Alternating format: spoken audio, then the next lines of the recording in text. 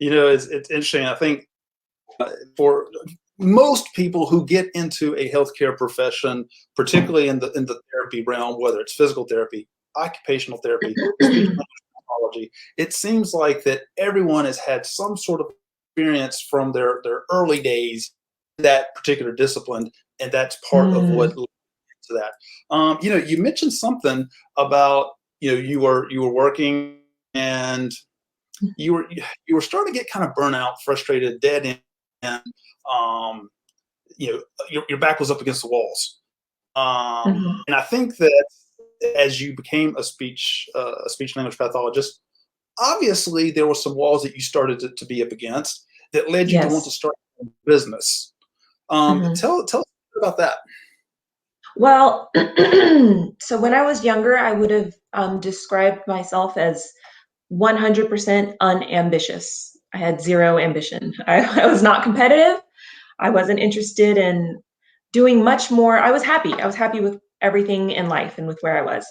And then in grad school, I started feeling a new competitiveness in myself coming out. And I was like, I can do more. I'm gonna really bring all of myself and my intellect and my drive to bear on the situation, at the task at hand. And when you become a CF, you're kind of bottom of the barrel, and you're desperate. You're just trying to make it work. You're trying to figure out the profession and what you need to do and how to get through your day and help your patients, which is why you started this in the first place. Yep. And so as I went through, from the beginning, I knew I had a thought in my head. I was like, I need to get all the experience. I need to get as much experience as I can so that I can go anywhere and do anything, like basically in any setting for adults.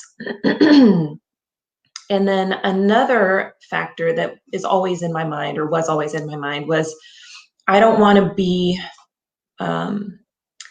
at the mercy of somebody else telling me, well, you've got 10 evals today, make it work. Or, we need you to work 10 hours today. Or, oops, everybody discharged, you can only work 3 hours today, and you'd better be 90% productive. Right. So, it's a lot that you don't get to control when you're working for somebody else. And so all of those thoughts really kind of led me in the direction that I went. I always wanted the most control over how much I worked, and I always wanted to help people. That's like a big kind of core part of my personality, is being able to help others.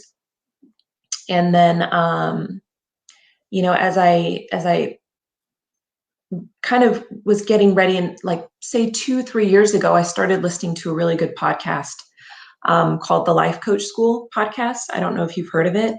I have heard of that. Yes. Yeah, it's awesome.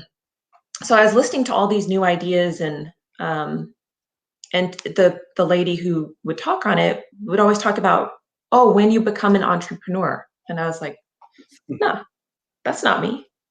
I'm never going to do that. I never want to do that. I have zero drive for that. But I listen to her every day driving around for home health. And so it's so important, the messages, all the input that you're letting in, right? Because sure enough, a couple years of listening to this, and then all of a sudden I'm like, oh yeah, I'm going to start my own business. I'm ready. Let's do this. Who am I? Yeah, I could do this. And it just so happened I was looking I was working in home health, and it was so hard to get a swallow study for my clients.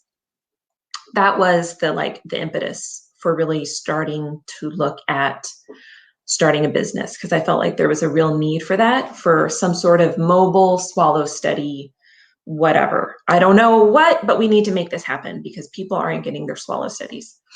And so I started thinking about it. I'm like, well, I could do a mobile barium, but that's a lot of stuff. That's a lot of equipment. I don't know what the regulations are for radiologists. I don't know about this. And then I found out about fees, flexible endoscopic evaluation of swallowing. And I was like, oh, there's mobile fees all over the country. Why don't we do it here? And so it just kind of went down that rabbit hole of getting ready for that. I found somebody who I wanted to be my partner in the business, and she's amazing. We're no longer partners. We had different paths to go down, but I think having that friend and that friendship made starting a business even easier and more fun. Sure, sure. And then we started the business. We filed for our, corporation, and we bought the equipment, and we started going out and talking to people. And